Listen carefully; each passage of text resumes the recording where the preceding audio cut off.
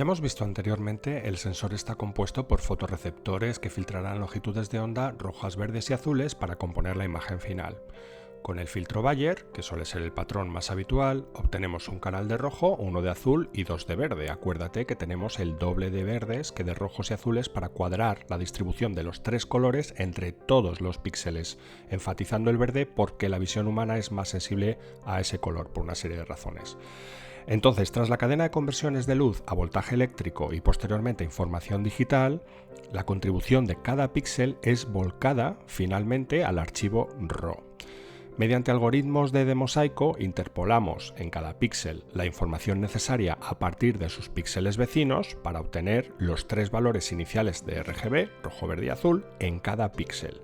Si no lo has hecho ya, echa un vistazo al capítulo de mosaico donde explicamos todo ese proceso.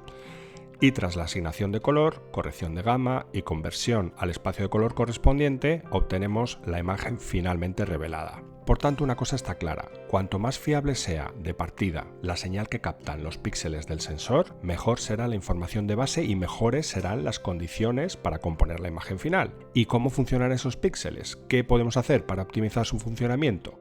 Imagínate la luz como si fuera una especie de lluvia torrencial que impacta contra el sensor, y cada fotosito como si fuera un cubo de agua que filtra su respectivo color y recoge todo ese flujo, toda esa luz que será, al final y al cabo, la fuente de información de base para generar el RAW como acabamos de ver.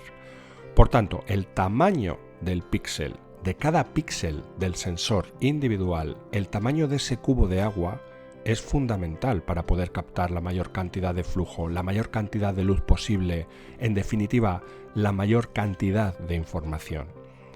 Pero claro, ten en cuenta que el perímetro del sensor es limitado, así que por otra parte, cuanto mayores sean los píxeles, menos píxeles nos van a caber en el sensor y menos resolución. Por tanto, acabaremos teniendo menos definición de la imagen. Pues al final, y como tantas otras cosas en fotografía, se trata de buscar el equilibrio entre el tamaño del píxel por un lado y la resolución, los megapíxeles, por el otro. Esa es la clave, el punto de equilibrio. Una resolución descomunal obligará a comprimir los fotositos hasta el punto de hacerlos tan pequeños que acabarán captando individualmente menos cantidad de luz.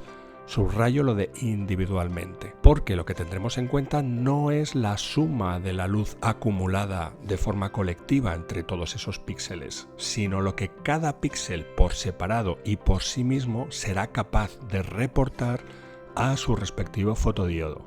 Y es por esto que a menor tamaño de píxel del sensor, menor capacidad de retención de fotones. Más difícil será retener la información y mayor será luego el riesgo de obtener ruido o de comprometer el rango dinámico.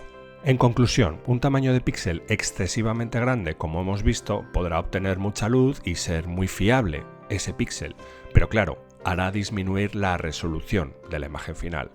Un tamaño de píxel muy pequeño permitirá tener una resolución mayor, pero también más dificultades para captar la luz de manera fiable y sufrirá especialmente en escenas con poca luz, poco iluminadas. De nuevo, insisto, no se trata ni de tener más megapíxeles ni de tener el mayor tamaño de píxel posible, sino de buscar el punto de equilibrio, una vez más, entre ambos, tamaño de píxel y de resolución. Al final somos carne de marketing y para las agencias de publicidad resulta mucho más jugoso anunciar a bombo y platillo el lanzamiento de una cámara o un móvil con un montón de megapíxeles en lugar de vender el tamaño de los píxeles del sensor en micrómetros, que sería mucho más interesante. El público en general se queda con la cifra de esos megapíxeles, como si eso fuera un indicativo de calidad de la cámara, cuando casi podríamos decir que es todo lo contrario. Sobredimensionar el número de megapíxeles puede resultar incluso contraproducente para el rendimiento de un sensor. Y este es el primero de los mitos que deberíamos tumbar.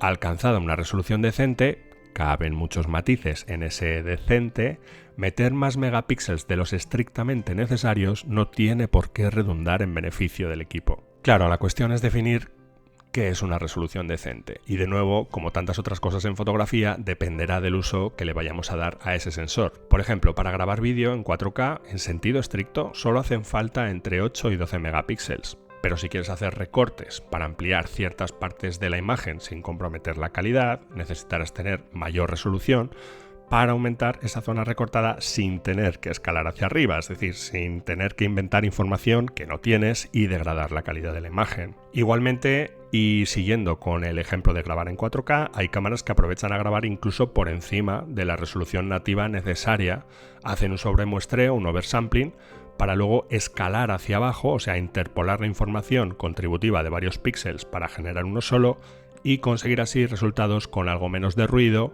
de lo que obtendrías grabando nativamente a 4K. Por último, también debemos tener en cuenta que cuanta mayor resolución tengamos de partida, mucho más eficaz será la estabilización, no óptica, sino por software, que podrán llevar a cabo nuestros equipos, al menos en teoría. Así que el término resolución decente, como ves, con el paso del tiempo se va haciendo cada vez más ambicioso, y si hasta hace bien poco nos conformábamos con sensores de 20 o 20 y pico megapíxeles en cámaras profesionales, estamos viendo que esas cifras se multiplican a medida que avanza la tecnología, compensando las dificultades que entraña la disminución del tamaño del píxel del sensor con ayudas adicionales, como los sensores apilados, sensores con circuitería extra en capas apiladas que contribuyen a mejorar la respuesta de los fotodiodos, o sensores retroiluminados que aumentan de manera controlada la luz que penetra en cada píxel para obtener una mejor relación de señal a ruido. Y hoy día no es raro ver cámaras de cine cuyos sensores alcanzan resoluciones de 8K, 12K o incluso superiores. Hace poco Blackmagic presentó uno de 17K, o resoluciones de hasta 200 megapíxeles en un móvil, por ejemplo, con el reto añadido de tener que comprimirlos mucho más para que quepan en el reducísimo tamaño de sensor que utilizan los teléfonos. Pero claro, las mejoras para compensar esa reducción de tamaño en los píxeles del sensor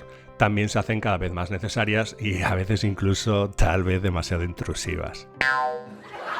Supongo que con el paso del tiempo la inteligencia artificial irá ganando peso en ese terreno de mejoras de imagen, pero bueno, lo iremos viendo poco a poco, tiempo al tiempo. El otro mito que vamos a tumbar es el de que cuanto más grande es el tamaño del sensor, mejor es el sensor. Afirmar a secas que un sensor es mejor por el hecho simple de ser más grande es como decir que un coche es mejor por el hecho de ser más grande, lo cual no tiene ningún sentido, porque todo el mundo sabe que lo mejor siempre es una moto. En serio, tú puedes tener un sensor de 1 kilómetro de diagonal si quieres, que si el tamaño de sus píxeles es de 10 Armstrongs, pues ya lo puedes ir tirando a la basura, porque vas a tener nulas posibilidades de obtener información fiable y acabarás teniendo un montón de ruido. Eso sí, un ruido con mucha definición. En el próximo capítulo echaremos un vistazo a los pros y contras de un sensor frente a otro en función de su tamaño, y ya te voy avisando que en todos los casos, medio formato, full frame, APS-C, micro 4 tercios, lo que sea, hay pros y contras. Por lo que si queremos hablar con propiedad y sabiendo de qué hablamos, no podemos decir que un determinado tamaño de sensor es mejor que otro, sino que cada tamaño tiene su aplicación concreta o su ámbito de trabajo específico.